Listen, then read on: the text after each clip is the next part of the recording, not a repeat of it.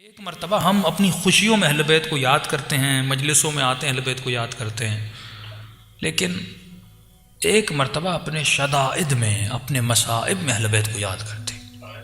ये वो घड़ी होती है कि खुदा देखना चाहता है ये बंदा इस मुसीबत में याद किसको करता है। मौलाना साहब कहते हैं मुझे एजेंसीज ने पकड़ लिया, किसी और कंट्रीज की एजेंसीज थी। 65 दिन मुझे काल कोठरी में रखा, बेगुनाह था।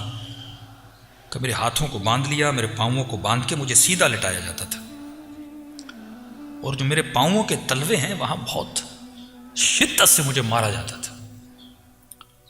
का क़िबला बस शिद्दत इतनी है, आपको बता दूं कि इतना शिद्दत से मारते थे, मेरे पाँव सूज जाते थे, मेरे नाखून वहाँ से निकल आते थे।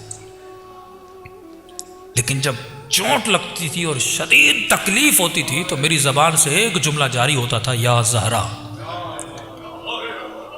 मैं बीबी को बुलाता था। का फिर मारने के बाद 3-3 घंटे मुझे इसी तरह इस हालत में छोड़ देते थे। कहते मौलाना अल्लाह गवाह है, जब उस शिद्दत में बीबी को पुकारता था, ये लोग बाहर चले जाते थे, या ज़हरा कहता था, मेरे दोनों हाथों की कड़ियाँ खुल जाती थी। जब तक वो वापस आए मैं बैठ के थोड़ा आराम करता था, फिर आते थे, फिर मैं कड़ियों में अपने हाथों को डाल देता था। कहा कि काफ़ी दिन गुजर गए, बीबी को पुकारता रहा, लेकिन कोई फर्ज नहीं हुआ। का अय्याम फातिमिया करीब थे और 3 दिन बाकी थे बीबी की शहादत में।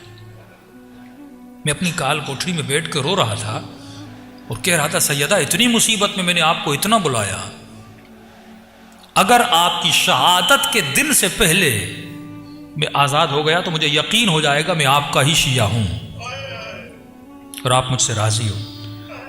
लेकिन बीबी अगर इस दिनों के बाद गुजर गए और आज़ाद न हुआ, बस मैं समझूंगा कि मुझ में काबिलियत नहीं थी, आप मुझसे राजी नहीं हो। कहता रो रो के मुझे नींद आ गई। एक अजीब ख्वाब देखता हूं कि मैं एक जहाज में हूं और एयरपोर्ट पे उतरता हूं। एक बंदा मुझे रिसीव करने आता है, अपने घर ले जाता है, बिस्तर पे सुलाता है, एसी ऑन करता है। एक सफ़र का मंजर देखता हूँ ख्वाब के आलम में। नींद से उठता हूँ, सोच ही रहा था कि ये मैंने क्या देखा है, कहाँ जा रहा था, किस जहाज से उतर रहा था। कहते इतने में जो छोटी सी काल कोठरी थी उसकी दीवार पर मैंने मुड़ के देखा, दुनिया की खूबसूरत तरीन हैंड राइटिंग में कुछ लिखा हुआ था। का क़िबला 25 साल गुजर गए, आज तक मैंने ऐसी हैंड राइटिंग फिर नहीं देखी। लिखा हुआ था, बिस्मिल्लाहिर्रहमानिर्रहीम।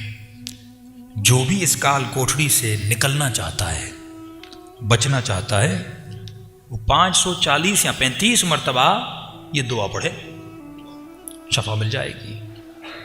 मैंने कहा दुआ क्या थी? क़िबला लिखा हुआ था, अल्लाहुम्मा इन्नी असअलुका बिहक़्क़ि फ़ातिमता व अबूहा व बालुहा व बनूहा व सिर्रिल मुस्तौदअ फ़ीहा बिअदद मा हाता बिही।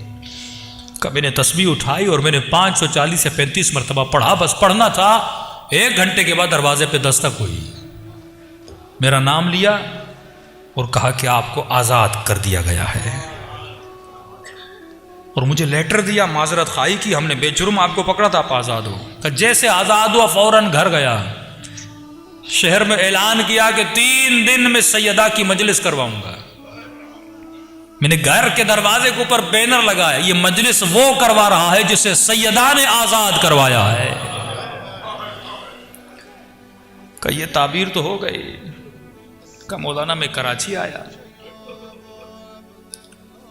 किसी जानने वाले ने अफ्रीका से फ़ोन किया, का माह मुबारक में आपको हम अफ्रीका बुलाना चाहते हैं, ये आपका टिकट है, ये पैसे हैं, 2 दिन के बाद आपकी फ़्लाइट है। का मैं जहाज़ में चढ़ा।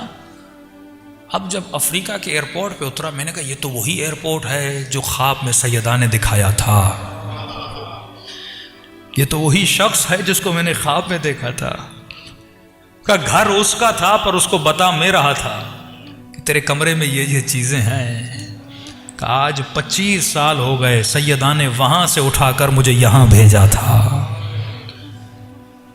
ऐसे ऐसे छोटे छोटे गांव जहाँ पे तसव्वुर भी नहीं था कोई अहले बैत का नाम लेगा, लेकिन आज अफ्रीका में आप जाओगे, छोटे छोटे गांव जहाँ पे हेलीकॉप्टर से लोग वहाँ जाते हैं, 25 लोग हैं, इमाम बारगाह बना हुआ है, और वो अफ्रीका के लोग जनाब सैयदा का मातम कर रहे हैं। जब तुम मुसीबतों में उनको बुलाते हो, वो कहां से कहां उठाकर तुझे भेजते हैं कि जाओ। अगर तुम मुसीबत में, ये तुम में बर्दाश्त थी, ये कुव्वत बर्दाश्त की थी कि तुमने सैयदा को याद किया, अहले बैत को याद किया, अब हम तुम्हें एक ड्यूटी सौंपते हैं कि जा हमारे दीन और मजहब का मुबल्लिग बन। तो मेरे अजीज, सिर्फ खुशियों में नहीं, फरमाया शियातुना खुलिकू, हमारे शियों को हमारी बची हुई मिट्टी से बनाया गया। व उजनू बिमाए मुहब्बतना, और इनकी मिट्टी को गूंदा गया हमारी मोहब्बत के पानी से। यानी इस वजूद के रग रग में अहले बैत की मोहब्बत है, लेकिन ये मोहब्बत प्रैक्टिकली नज़र भी आनी चाहिए। तो जब भी मुसीबतों में गिरफ्तार हो जाओ तो मेरे अजीज़ जनाब सैयदा को आवाज़ दिया करो।